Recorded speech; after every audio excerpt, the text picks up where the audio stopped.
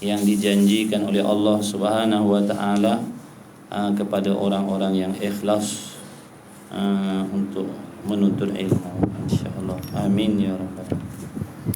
Sambungan kitab kita hari ini muka surat 8.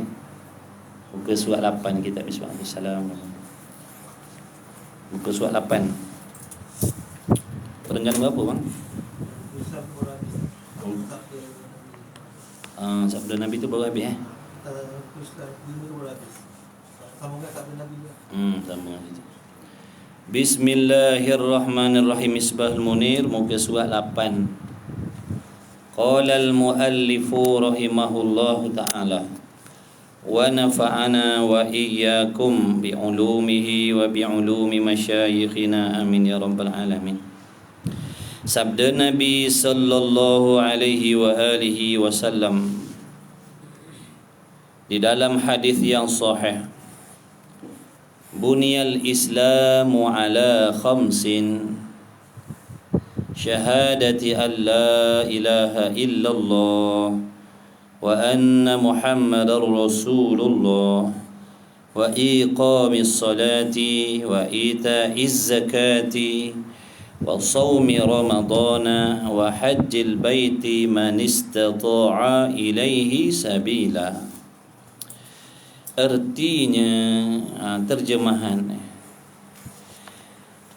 hadis tadi, dibinakan, yakni didirikan, dibangunkan pekerjaan Islam itu di atas 5 perkara. Yakni untuk membina, untuk mendirikan bangunan yang namanya Islam itu mestilah ditegakkan di atas 5 tiang, 5 tunjang.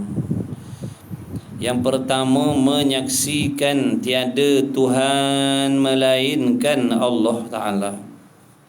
Itu yang pertama.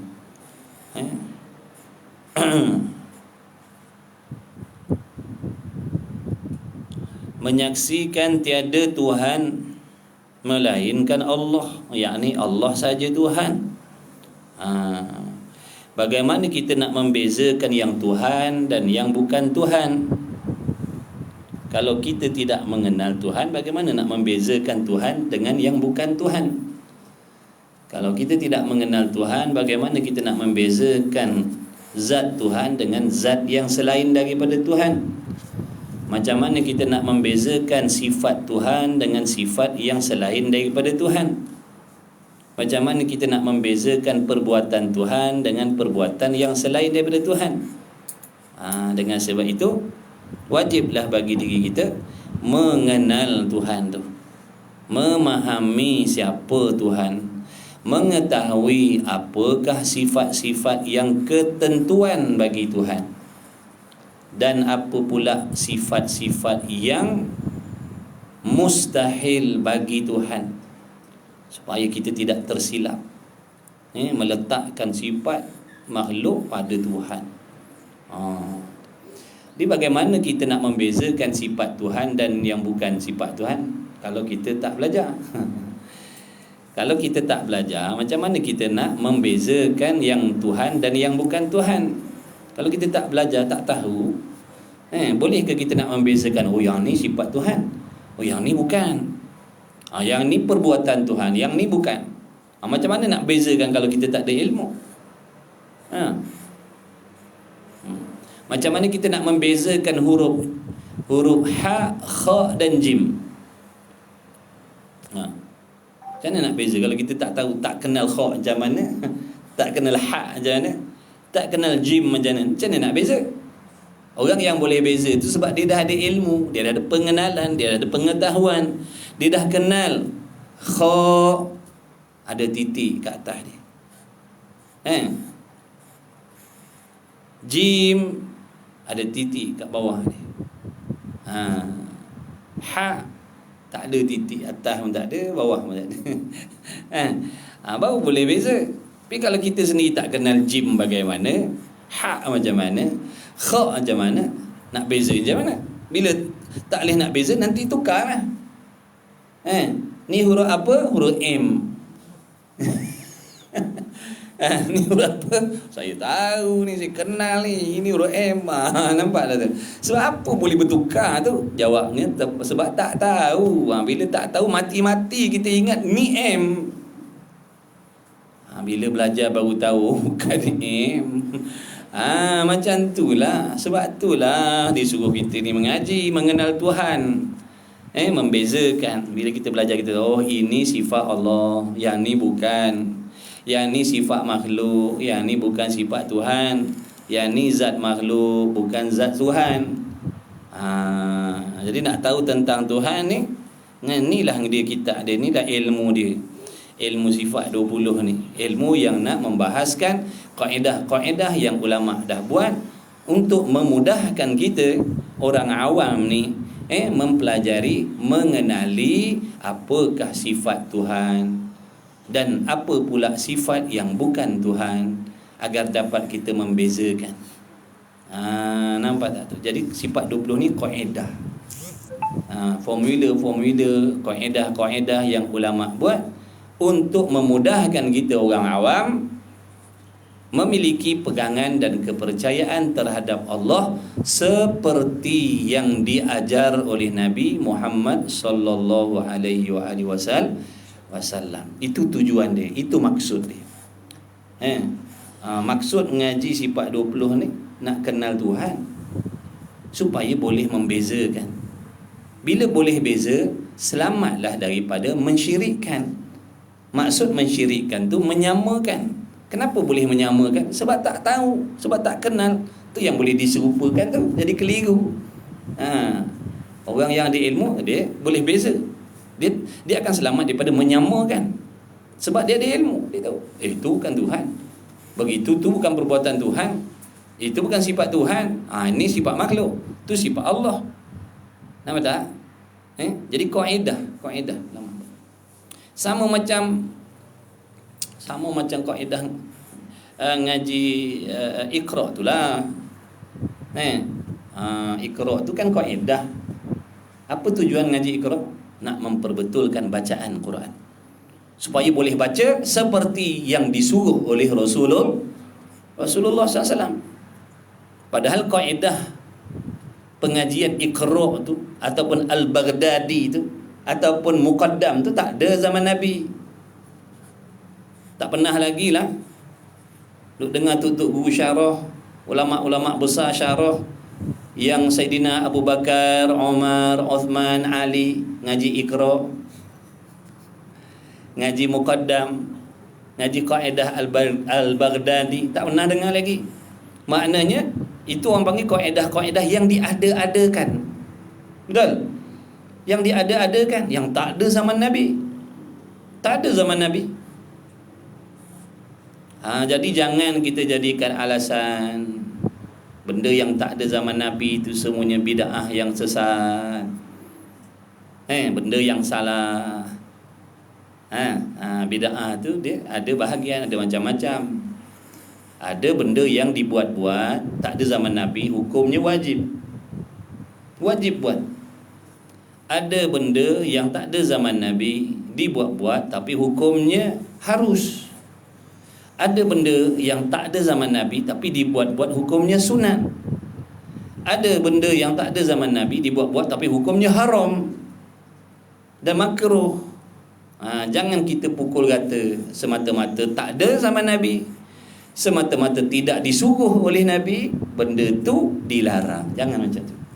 Ini yang menyebabkan masyarakat kita jadi kucak-kacik ni. Kita nak ikut Rasul, mesti dengar apa yang Rasul suruh. Yang Rasul tak cakap, jangan buat. Banyak lagi benda yang Rasul tak cakap, secara terang-terang, betul. Kalau kita nak menyalahkan pengajian sifat 20 ni dengan sebab bid'ah, dengan sebab tidak ada hadis sahih, bawa datang hadis sahih tentang ngaji Iqra.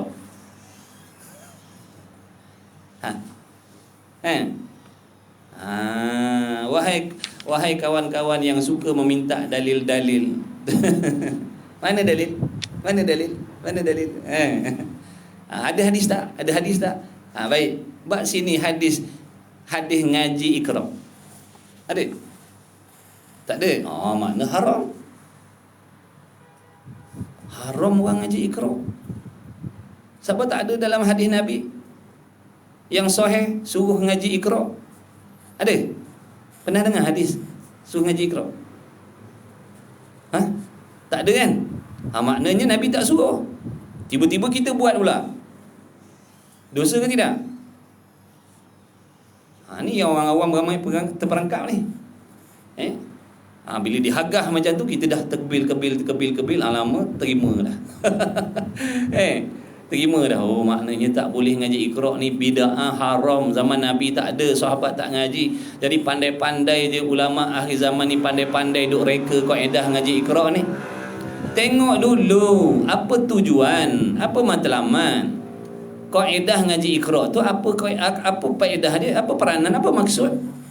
Nak memperbetulkan bacaan Quran. Berapa ramai orang yang bebal Quran, yang buta gabun Quran, bacaannya jadi baik. Asbab mengaji Iqra, asbab mengaji Muqaddam, asbab mengaji kaedah Al-Baghdadi tadi contoh, daripada salah bacaan solat ni jadi betul. Jadi kaedah yang membawa kepada bacaan baik tadi baik ke tidak? Kaedah tu baik ke tidak? Mana?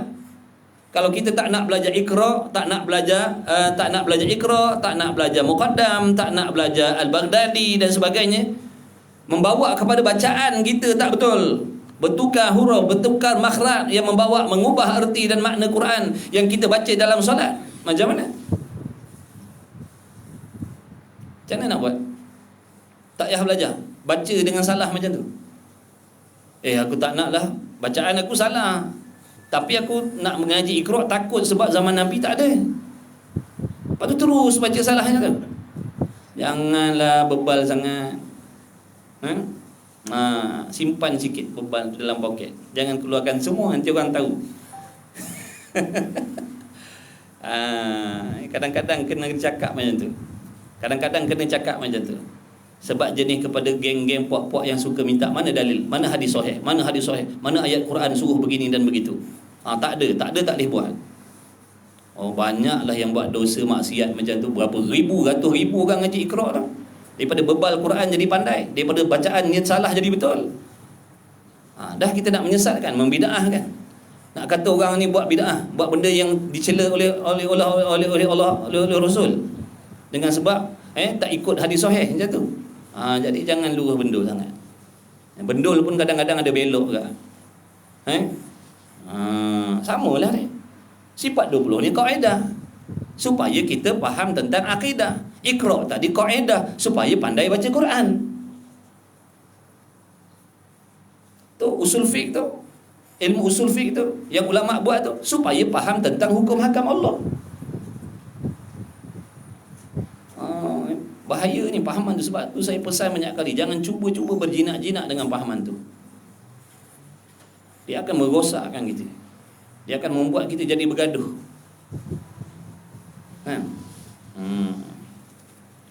Atas dasar semata-mata tidak ada dalil. Asas-asas, dasar-dasar atas alasan tak ada dalil Quran, tak ada dalil hadis, benda tu tak boleh. Jangan bahaya pahaman tu. Hati-hatilah sahabat. Kerana penyakit tu payah nak ruqyah dah. Nak ruqyah payah dah, macam-macam ayat baca. Orang kena setan pun boleh sembuh kalau ruqyah, tapi kalau kena pahaman ni, berat.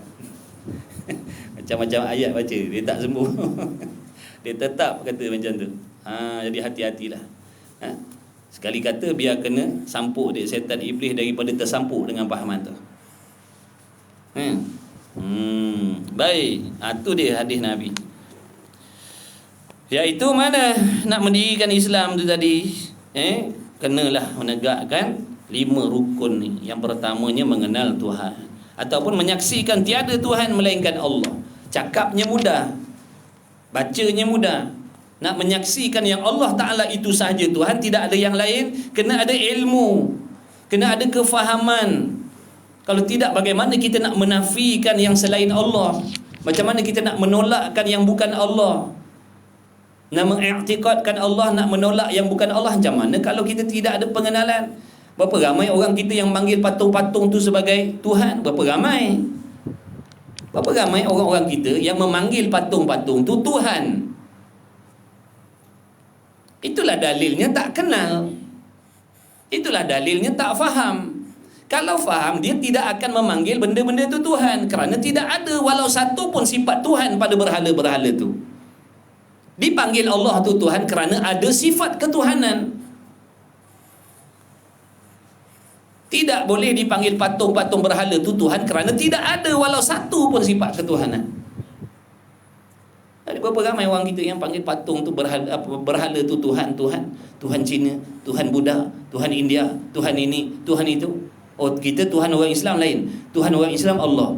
Tu yang awak tengok tu ada begini dan begini, itu Tuhan orang kafir. Betul ke cakap macam tu? Kalau tak ngaji betul. Bila ngaji baru tahu salah aku cakap macam tu. Nampak tak? Jadi macam mana nak menyaksikan tiada Tuhan melainkan Allah, dalam masa yang sama benda lain pun kita panggil Tuhan juga? Ngaji, jangan malas ngaji. Ngaji sungguh-sungguh. Ni cerita sangkut paut dengan ibadat, sangkut paut dengan cerita nak balik akhirat ni. Ngaji sungguh-sungguh.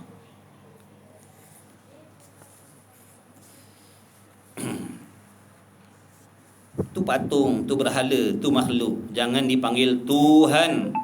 Tidak boleh dipanggil Tuhan kecuali yang ada sifat ketuhanan. Siapa yang memiliki sifat ketuhanan ni? Allah, tidak ada yang lain. Tidak ada yang lain. Yang memiliki sifat Tuhan ni hanya satu je, iaitu Allah. Selain daripada Allah tidak ada sifat ketuhanan. Baik, ni kita ngaji tauhid ni sebab nak menghayati ni rukun Islam ni. Nak menghayati rukun Islam tu. Bersaksi tiada Tuhan melainkan Allah. Macam mana nak saksi Allah tu Tuhan kalau kita tak kenal Tuhan? Jadi ilmu tauhid ni ilmu nak mengajar kenal Tuhan, supaya boleh membezakan yang bukan Tuhan dengan yang Tuhan, supaya boleh selamat daripada menyamakan, mensyirikkan Tuhan dengan yang lain. Kemudian apa lagi? Jadi sempurna tak? Sempurna tak kita nak menyaksikan tiada Tuhan selain Allah kalau kita sendiri tak kenal Tuhan? Jawabnya takkan sempurna. Takkan sempurna nak menafikan ataupun nak mengesakan, nak menyaksikan Allah saja Tuhan, tidak ada yang lain, dengan keadaan kita pun tidak mengenal Tuhan tu bagaimana sifat yang layak dan yang tak layak dengan dia, dan yang harus dengan dia. Maka kena ngaji tauhid. Ngaji sifat 20. Dan bahawa Muhammad sallallahu alaihi wasallam itu Rasulullah. Wajib pula kita menyaksikan, mengaku, berikrar, bersumpah Allah Tuhan dan Muhammad sallallahu alaihi wasallam itu adalah utusan Allah. Macam mana kita nak mengaku yang Muhammad itu utusan Allah kalau kita tidak mengenal dan mengetahui apakah sifat-sifat yang ketentuan dengan utusan Allah? Kenapa dipanggil Nabi itu utusan Allah? Apa perbezaan dia dengan kita? Dia manusia, kita manusia. Apa beza? Kenapa kita tak layak nak jadi utusan Tuhan? Kenapa Muhammad SAW itu utusan Tuhan? Apa beza sifat dia dengan sifat kita? Jadi tidak sempurna nak menyaksikan yang Nabi kita Muhammad SAW itu sebagai utusan Allah, melainkan kita mesti mengenal siapa dia Rasul. Apa maksud mengenal Rasul? Mengetahui apakah sifat yang wajib, yang mustahil dan yang harus bagi Rasul, serta diiktikadkan dalam hati sungguh-sungguh.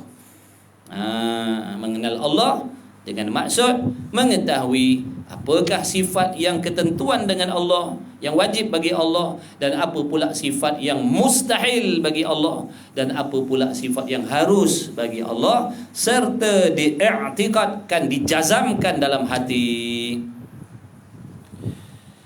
Kemudian jadi kena belajar. Bila dah kata dalam rukun Islam tu tadi, kena ikrar Allah Tuhan, Muhammad Rasul, kena kenal Tuhan dan kena kenal Rasul. Kena belajar. Mana nak belajar lah? Timbul soalan, mana nak belajar ni tentang kenal Tuhan, kenal Rasul ni? Nak belajar ilmu apa? Ikrar ke? Nak ngaji tajwid ke? Tafsir ke? Hadis ke? Ada dalam Quran hadis tu, tapi secara umum, tidak secara khusus, tidak secara detail. Maka ulama menerangkan secara khusus, secara detail untuk mengenal Tuhan dan Rasul di dalam kitab ilmu tauhid. Inilah dia. Inilah dia kitab dia. Inilah kitab dia. Nak kenal Tuhan, nak kenal Rasul ni lah. Ilmu dia ada dalam kitab. Berapa ringgit harga dia? RM8. Gabun RM8. RM8. Dan mendirikan sembahyang. Mendirikan solat. Nak dirikan macam mana solat? Solat yang bagaimana yang disuruh dirikan ni? Solat bagaimana yang Allah suruh ni? Solat yang macam mana? Solat tu ibadat yang diperintah oleh Allah. Maka ada undang-undang yang ketentuan dengan solat. Tak boleh nak solat ikut suka hati kita. Tak boleh nak solat ikut hawa nafsu kita. Melainkan solat ni mesti didirikan dengan mengikut undang-undang yang disuruh. Ada syarat-syarat sahnya, ada syarat-syarat wajibnya, ada rukun-rukunnya. Bukan main bantai, bukan main tiru, tengok orang berdiri kita berdiri, tengok orang rukuk kita rukuk padahal kita tak tahu cerita. Apa persiapan nak mendirikan solat yang Allah suruh dalam rukun iman ni, dalam rukun Islam ni yang Nabi sebut ni, mendirikan solat tu yang Nabi suruh tu. Macam mana nak mendirikan solat seperti yang Nabi suruh? Mesti ada undang-undang dia, mesti ada syarat-syarat dia, mesti ada rukun-rukun dia, mesti ada pantang larang dia. Mana nak tahu tu pula? Timbul soalan lagi. Macam mana nak memahami solat yang Nabi suruh tu, yang Nabi sebut dalam hadis sahih tadi tu, mendirikan solat. Macam mana nak mendirikan solat tu sehingga kita mendirikan solat dengan ilmu dan kefahaman, tahu syaratnya, tahu rukunnya, tahu benda yang membatalkan supaya kita boleh mengelakkan diri, menjauhkan diri daripada membuat benda-benda yang membatalkan semayang. Mana nak tahu ni? Nak belajar ilmu apa ni? Ilmu fizik ke, ilmu kimia ke, matematik tambahan ke, ataupun macam mana? Kena belajar fiqh tu. Kena belajar ilmu fiqh. Fiqh Syafi'i. Jangan lagi belajar fiqh Hanafi, Hambali, no. Tu dia orang lah. Kita bermazhab Syafi'i, belajarlah fiqh Syafi'i.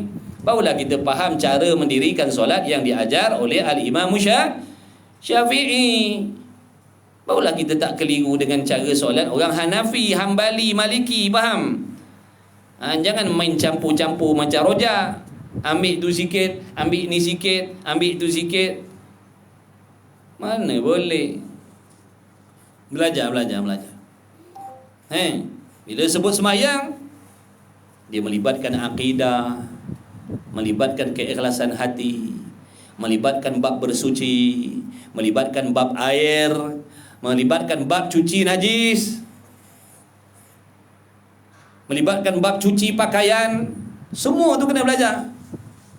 Jadi dalam fiqh dia akan ajar kita daripada bab bersuci, macam mana nak suci daripada hadas besar, macam mana nak suci daripada hadas kecil, macam mana nak sucikan diri daripada najis, macam mana nak sucikan pakaian yang terkena najis. Sebab di antara syarat sah sembahyang, jangan menanggung najis yang tidak dimaafkan. Pastikan pakaiannya bersih daripada najis yang tidak dimaafkan. Tempat solatnya suci daripada najis yang tidak dimaafkan. Jadi kalau seandainya pakaian kita kena najis yang tidak dimaafkan, macam mana nak menyucikan? Ada dalam fiqh sana. Belajar fiqh. Sebab tu fiqh tu juga salah satu cabang daripada ilmu fardu ain.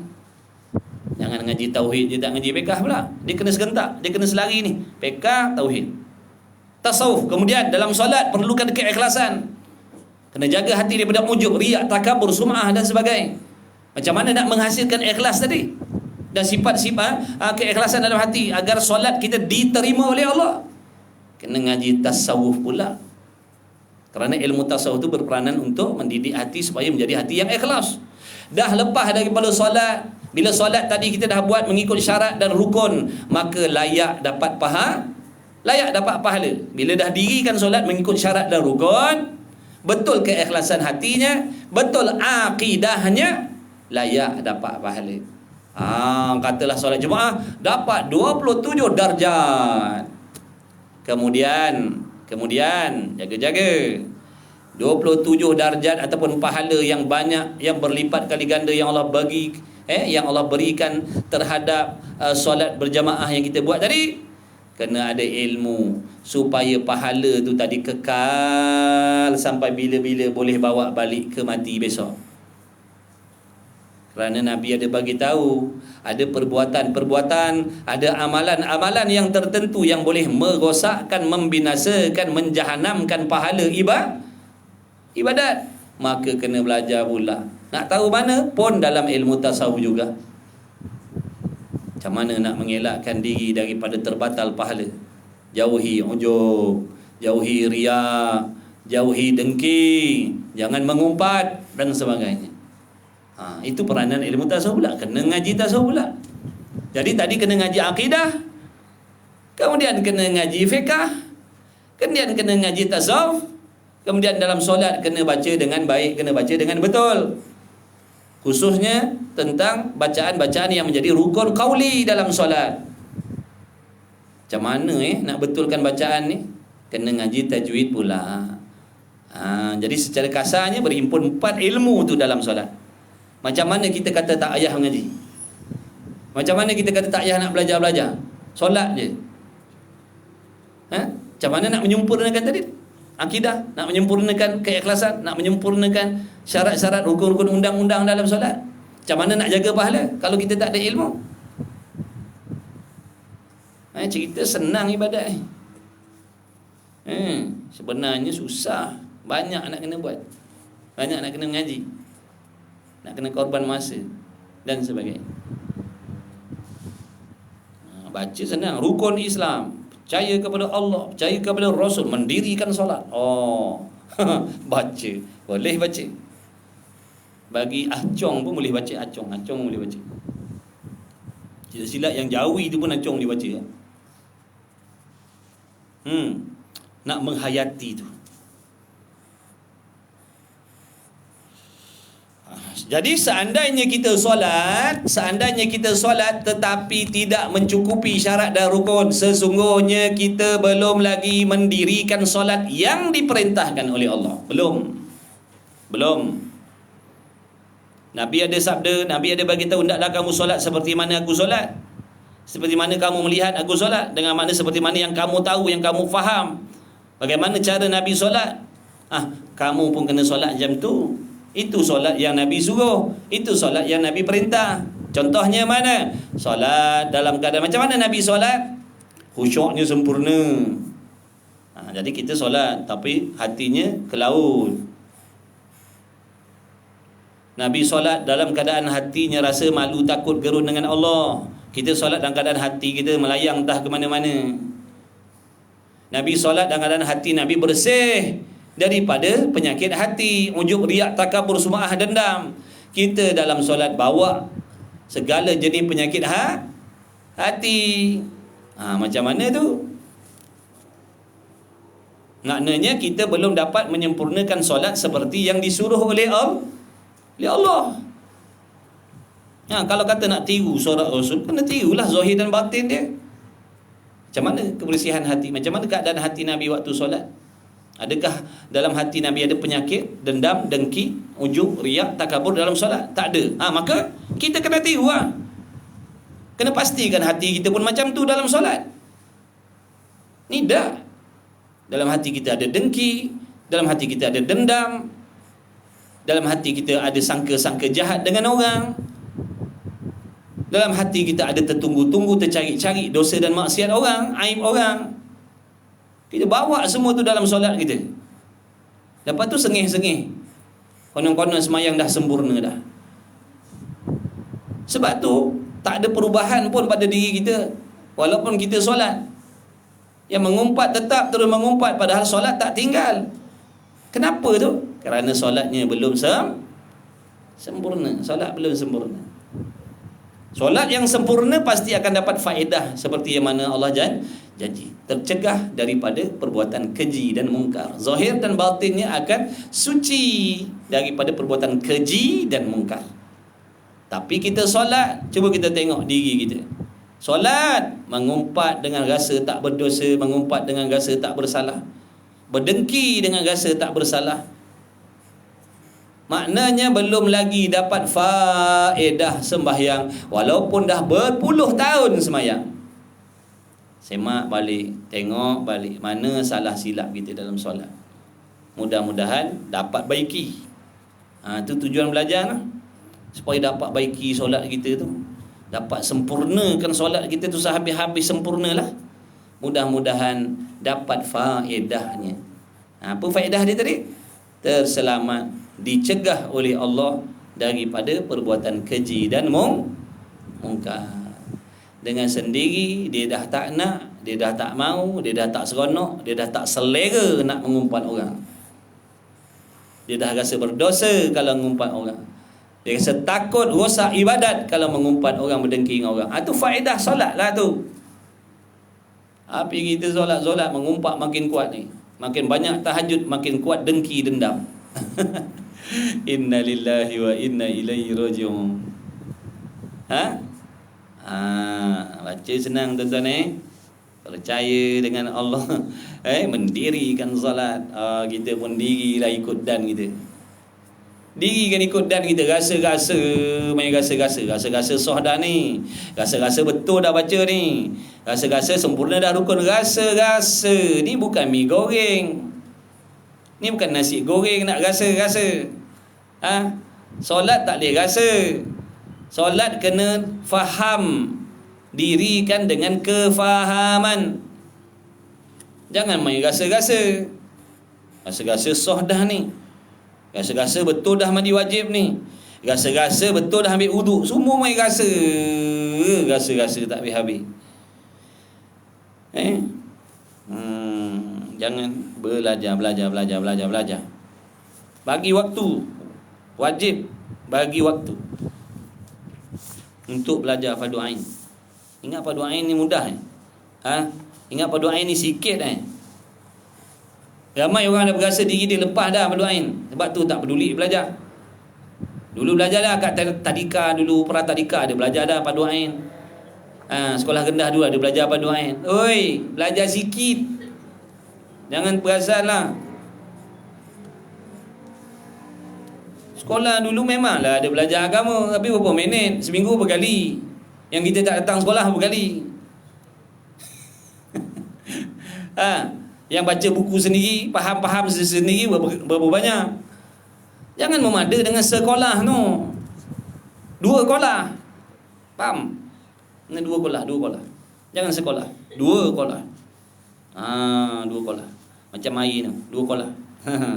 Sekolah ni bahaya, sekolah bahaya. Masuk tai cicak, mutanajis jadi. Betul? Air sekolah, air kalau sekolah, bukan air tu pergi sekolah. Air sekolah. Berapa liter Saya lupa lah. Hari tu ada tanda. Sekolah tu berapa liter, dua sekolah berapa liter. Nanti tengok, Google ada tulis. Sekarang tak ada main kolah-kolah dah, ada main liter. Jadi mudah. Kalau kita nak buat rumah, nak kena buat kolah yang boleh memuatkan air dua kolah. Dia orang tanya, bilik air tu ada berapa kolah air? Kata aku buat sekolah je. Memanglah satu kolah air dalam tu. Bukan suruh buat dalam bilik air tu 2-3 kolah. Nak mandi tang mana pula kan dah penuh dengan kolah je. Gitu. Kalau air 2 kolah masuk tai cicak dengan mak-mak nenek cecak jatuh dalam tu, selagi tak mengubah bau warna rasa, tetap suci lagi menyucikan. Tapi kalau sekolah ni bahaya, tak cukup. Kalau tak jatuh najis, tak jatuh tahi, tak apa. Tapi kalau jatuh tahi, walaupun sebutir, walau tak mengubah bau warna dan rasa, tetap mutanajis. Kemudian kan kita ambil pula buat mandi wajib.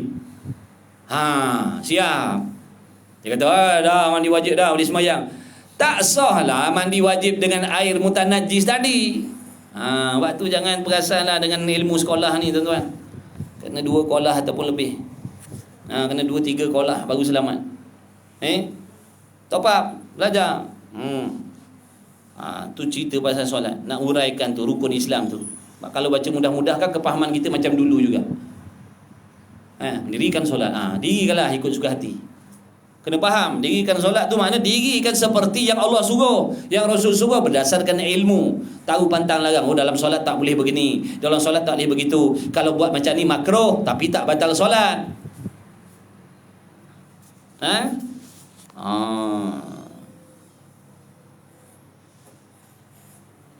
Dan mengeluarkan zakat. Dan keluarkan zakat. Siapa yang terlibat dengan nak keluarkan zakat, wajib pula dia belajar hukum mengenai zakat. Bila kita ni berkewajipan nak keluarkan zakat, wajib kita yang nak keluar zakat ni wajib ada ilmu tentang zakat, supaya zakat tadi boleh ditunaikan, dilaksanakan dengan betul, supaya zakat kita sah. Jangan main bagi je. Dengar anak yatim bagi zakat, dengar janda bagi zakat. Tengok kat lengan janda tu berselirat tu gelang lipan. Assalamualaikum, Waalaikumsalam. Sambil dia jawab salam, sambil dia seng-seng lengan baju sebelah kanan, gelang lipan edisi terkini punya. Tu dia tak selak scarf dia lagi, no. Ada anting-anting buah durian, buah loket biskut tawar. Dia tak tunjuk lagi. Dia tak layak nak terima zakat, walaupun dia janda, walaupun dia ibu tunggal. Kecuali ibu tunggal tadi bersifat dengan fakir miskin contohnya, baru boleh bagi zakat atas nama dia, atas tiket fakir miskin. Ini kita dengar janda je bagi zakat, dengar duda je bagi zakat. Berapa ramai janda kaya. Nampak tak tu? Sebab itulah kita kena belajar. Kalau tak, nanti kan sia-sia je. Kita bagi, ingat dah tunai zakat, rupanya jadi sedekah biar. Lepas tu tanya, mana dalam kampung ni anak yatim satu lagi pula, mana anak yatim sebab apa? Nak bagi zakat lah. Pun sama lah, kecuali anak yatim tadi bersifat dengan sifat-sifat asnaf tu, baru boleh bagi. Kalau atas tiket anak yatim, tak ada dalam asnaf anak yatim, faham? Jadi kita nak bayar zakat, kita wajib belajar. Orang terima, dia terima je. Sebab dia yang nak tunaikan kita nak kena tahu. Takut santikan salah.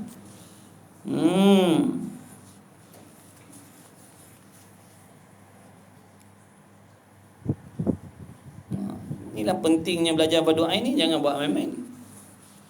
Kemudian apa lagi? Dan berpuasa di bulan Ramadan. Puasa yang macam mana? Puasa yang macam mana yang sebut dalam rukun Islam ni? Puasa yang macam mana? Puasa yang disuruh oleh Allah, supaya kita apa? Ada timbul sifat belas kasihan dengan fakir miskin. Puasa yang ada pantang larangnya. Jangan membuat benda-benda yang membatalkan puasa, dan jangan buat benda-benda yang membatalkan pahala puasa. Ni ramai yang puasa tapi tak berpantang daripada larangan-larangan tadi tu, undang-undang dia. Puasa tapi pergi round bazar Ramadan dengan dedah aurat tu, 7 kali tawaf, baru beli karipat sutir. 7 kali tawaf, keripat sebutir beli. Habis pahala. Sah puasa, pahala tak layak dapat. Sebab tak jaga pantang. Dia hanya menahan diri daripada benda yang membatalkan pahala puasa. Membatalkan puasa. Tapi dia tak menjaga diri daripada benda yang membatalkan pahala puasa. Dedah aurat, mengumpat bulan puasa, berdengki, berdendam bulan puasa. Sah puasa selagi dia tak makan minum, tapi pahala dia tu hangus, habis dah. Ni yang Nabi kata ramai yang berpuasa hanya dapat lapar je, tak lebih daripada tu. Dia tak dapat mengambil sedikit pun faedah daripada puasa dia. Sebab cara dia berpuasa tadi salah, tak faham. Belajar pula bab puasa. Dan nak belajar mana puasa ni? Dalam fiqh juga. di bulan Ramadan dan menunaikan haji di Baitullah bagi mereka yang kuasa kepadanya akan jalan. Nak pergi haji wajib belajar pula cara-cara nak menunaikan ibadah haji. Sebab haji itu ibadat, kenalah belajar. Perasan tak orang ramai pergi kursus haji sampai sanggup ambil cuti kerja, betul?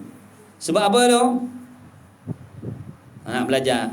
Kalau tak belajar tak boleh, sebab takut nanti haji tak sah, betul? Ya ke? Ya ke orang pergi kursus sebab takut haji tak sah?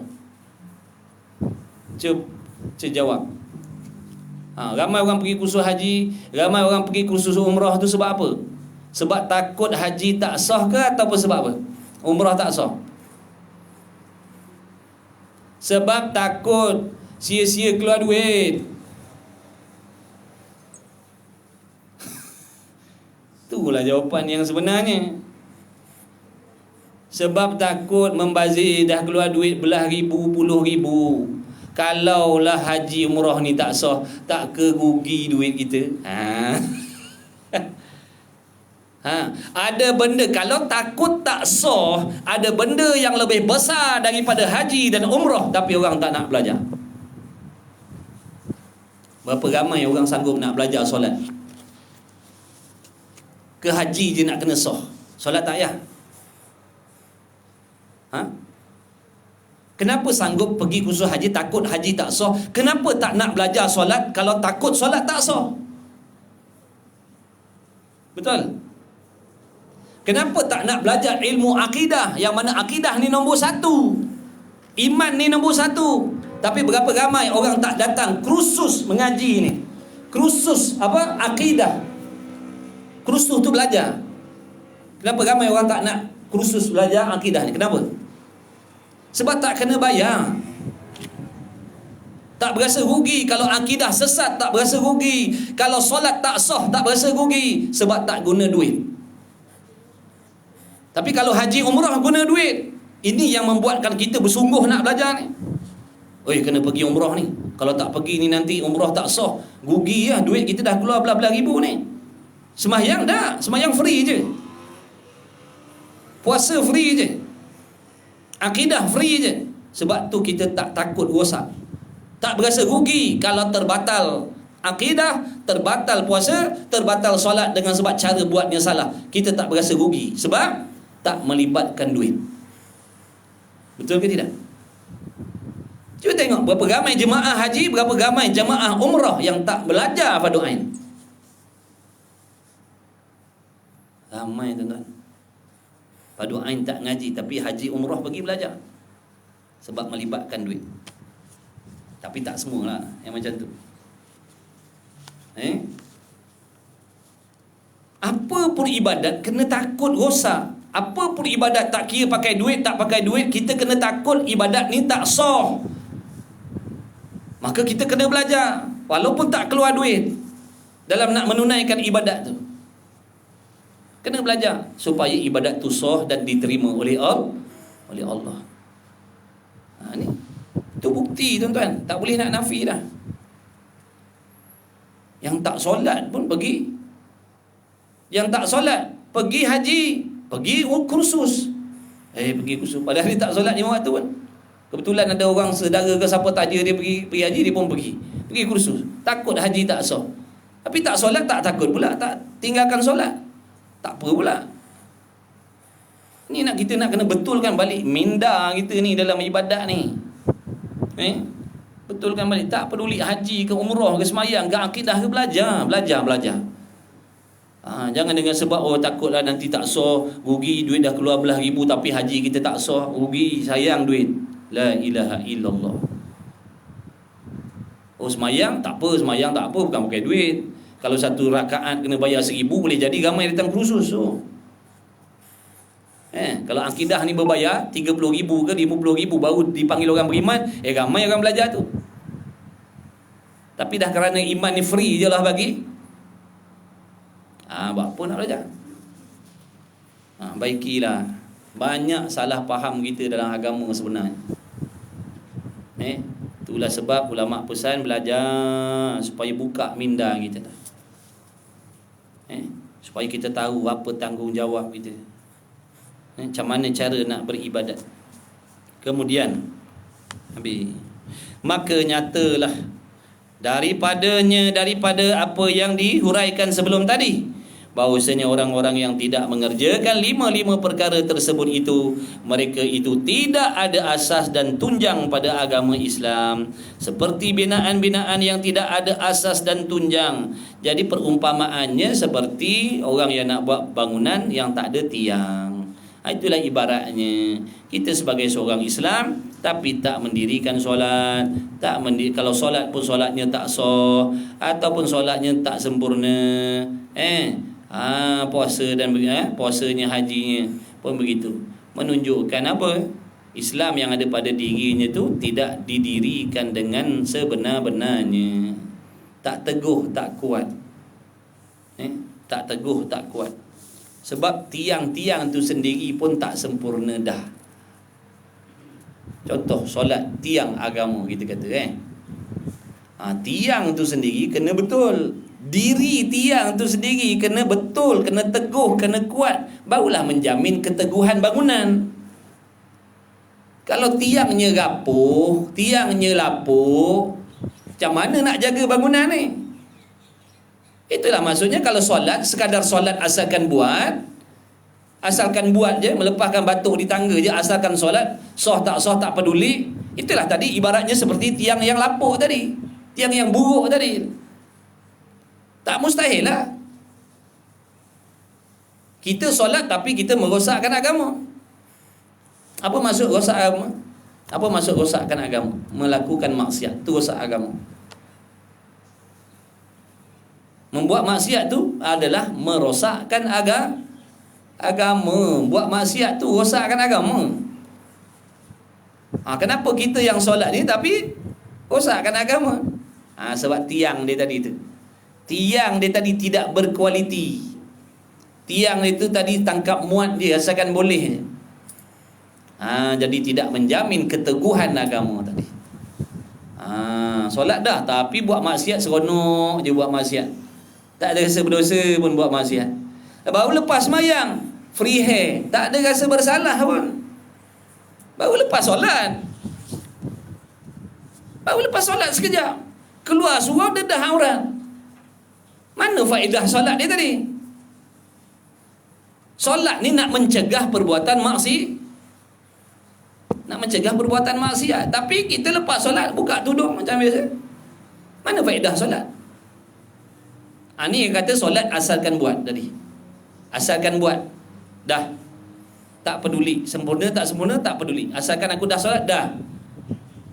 Ini yang menjadikan kita tak ada rasa berdosa, tak ada rasa bersalah nak perbaiki ibadat kita. Tu contoh kalau yang dedah aurat. Lepas solat mengumpat, lepas solat dalam surau ngumpat. Cerita hal orang. Kau nak tahu tak? Sianu.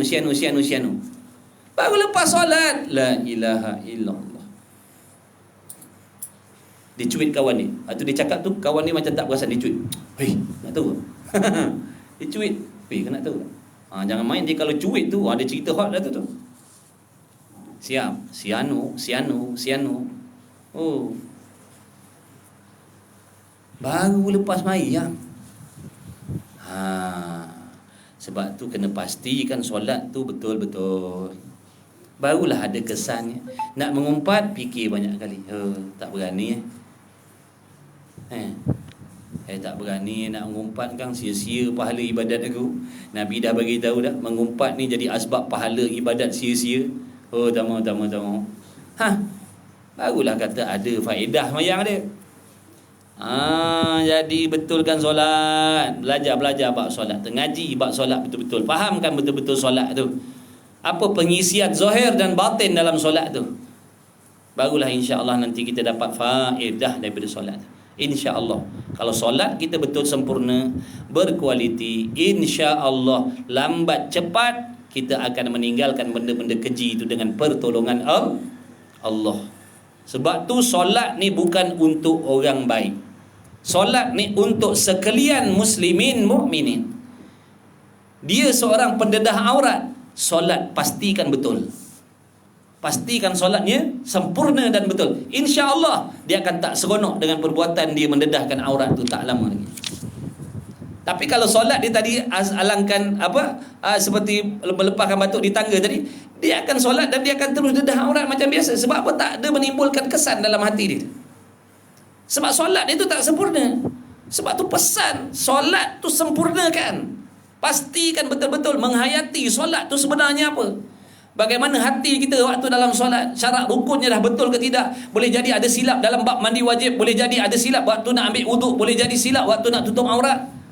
Semak balik, tengok balik. Boleh jadi silap dalam akidah. Sebab tu tak ada kesan apa-apa pun. Macam biasa je, pas solat ngumpat. Belajar solat. Ngaji. Banyak je kelas-kelas solat. Belajar. Habislah. Mereka itu tidak ada asas dan tidak ada tunjang pada agama Islam seperti binaan-binaan yang tidak ada asas dan tidak ada tunjang, maka adalah binaan itu menjadi runtuh. Runtuhlah bangunan tadi, rosaklah agama tadi. Kalau tiangnya tak cukup ataupun tiangnya sendiri tidak berkualiti. Wallahu subhanahu wa ta'ala alam wa ilmu wa hatam. Tandalah situ muka surat 8. Insya-Allah minggu depan pula.